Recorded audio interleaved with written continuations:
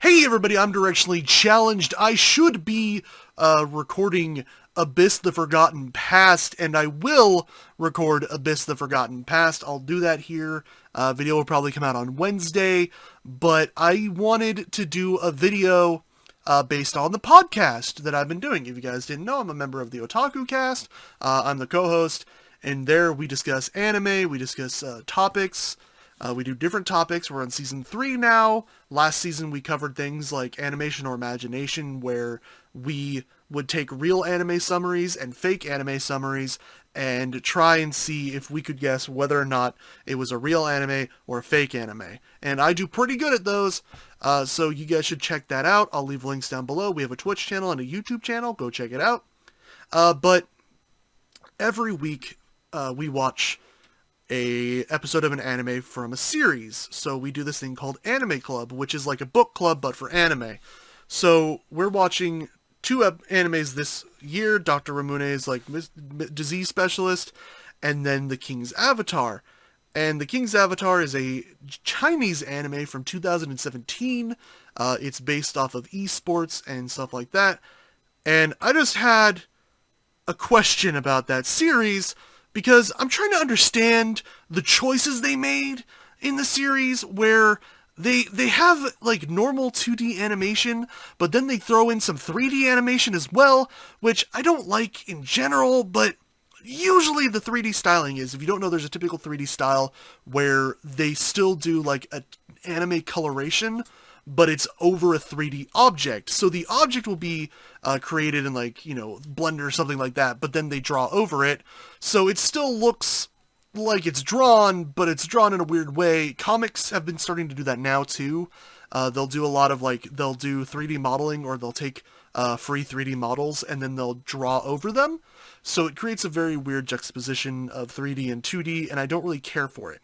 But the thing is that a lot of the 3D in the show, I'll show you some pictures here. It's not great. Like, it doesn't look good. But there's this one chair in the first few minutes. There's this chair that's just hyper realistic. And then there's like this jacket that's just like hyper realistic looking jacket.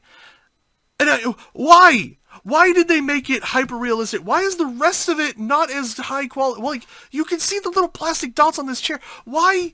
Why? Why? Why? Why? Why? Why? Why?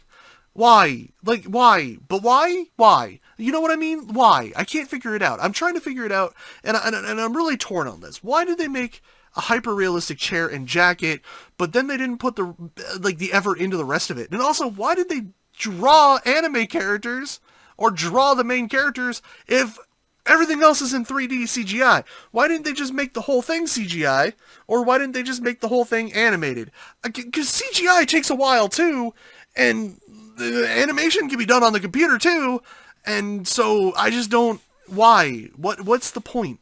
And I can't figure out if this is like some sort of secret, I don't know, like secret ad for gaming chairs, because they use gaming chairs because, again, it's an esports league, so it's done with gaming chairs. So is this like a weird secret ad for gaming chairs? Like, did a gaming chair company pay them to like really hype up these chairs to make them look like they're super awesome chairs? Like, look, you can put our chairs in your anime, but they have to look photorealistic. They need to look like our chairs. People need to see the soft, plush leather exterior. They need to see the bumps on the plastic, so they know that it's nice quality plastic. They know the feel of it when they see it. They need to see that leather needs to look good and polished. That chair's gotta look comfy. And then, for some reason, they did the leather jacket on the chair, too, because I guess they were just like, look, if we're going to put a leather jacket into our show, it can't look like a cartoon jacket. They won't know that it's nice leather. It's red leather. We gotta make it look real. You can't just throw on any leather jacket. And I'm trying to figure out, so is this company that like paid for it? Like, did they pay for these chairs to be in this anime? Is it like a subtle ad? Because why so much effort and why so much detail in this chair? Okay, why this chair? And I know you guys are wondering, DC, why are you complaining about a chair? It's a chair in an anime. But the thing is that someone made a deliberate choice. They made a choice to make this chair look hyper-realistic. They made a choice to put this chair in super detailed CGI, like Advent Children or Captain Harlock level CGI, where the you can like see the like the little like cells and cracks in the skin, you know, like that's what they did, and like all the little hair follicles, you know, that's what they did. That's how they made this chair. But does the person have a chair fetish? Like what? Does this person want to like be naked in this chair? Is like this person just dedicated their entire time to this chair, or you know, or maybe they could only do chairs. Like, have you ever seen someone like, I can't draw hands? Like, like me, I cannot draw hands. I tried, I cannot draw hands. I could draw eyes, I cannot draw hands. So it'd be like if I made an anime, I would make that eye, so much detail on that eye. That eye would be like, crazy eye. But everything else would suck. And so, is this like an issue where this person just can only do chairs? Can they just do chairs? Is that all they do? They've only ever done chairs. Like, their thing is chairs.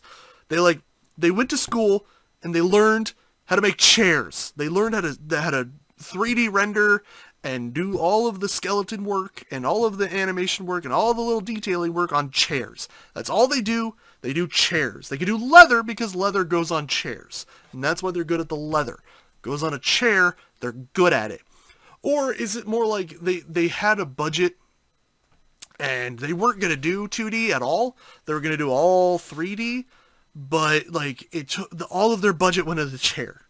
Like they realized that how much time and effort it would take and how much money it would take, and like they go in and they're like, hey, 90% of our budget's gone into just this chair, and they're like, crap, we don't got much money left for the rest of the episode. Well, we got to do something. And so instead of using a computer to render it, they just had an old PS2. And so that's what they rendered the rest of the CGI with, was an old PS2.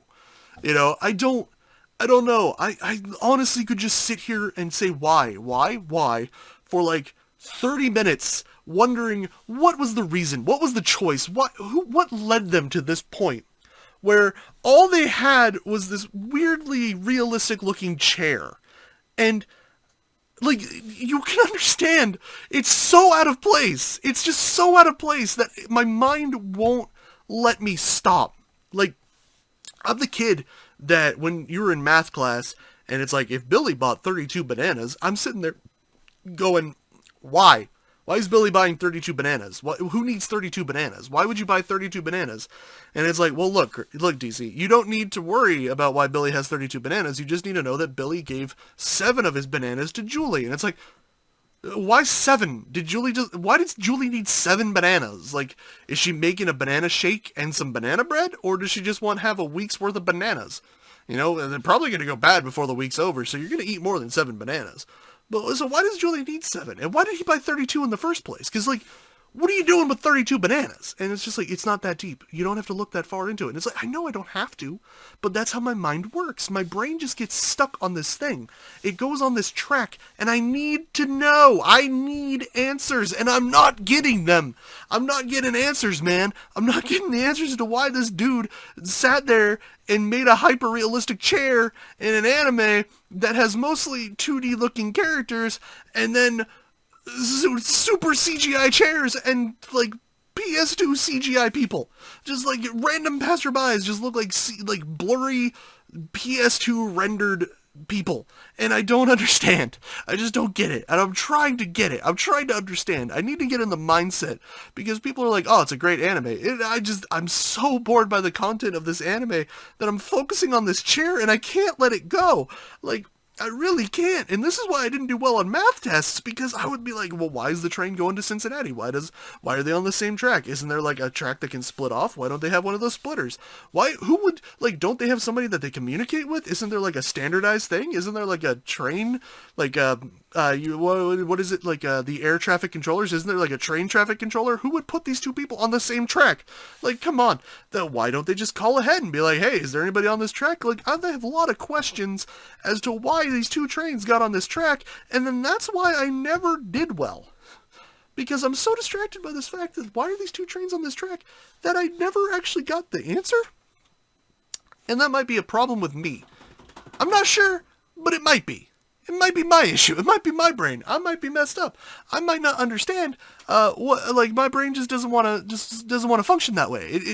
Give me hard numbers, and I'll do that. Like, just give me hard numbers. Just give me the math. Just straight math. Don't give me word problems. Don't give me Billy and Julie. Don't give me Craig has 52 candy bars and gives 12 to Samantha, and then Johnny wants 5. How many candy bars does Craig have left? And I'm like, why does Craig have 52 candy bars? Why is Craig just giving them away? Does Craig sell them for like a school thing? Because I had to sell candy bars for a school thing. Is like Craig selling them for school? Like, if he's doing that, you can't just give them away. Then that's just rude. You're not going to get any money. You're not going to get all those box tops sold out. You're not going to get like the special, like, cool, like, boombox thing that they're selling, which is not really a boombox, it's probably like one of those Nickelodeon things. Anyways, so what I'm getting at here is that I have a lot of questions and I have no answers, but I would love to hear your guys' explanations. I'm not kidding. I want you guys to tell me, why did the company create a hyper-realistic chair?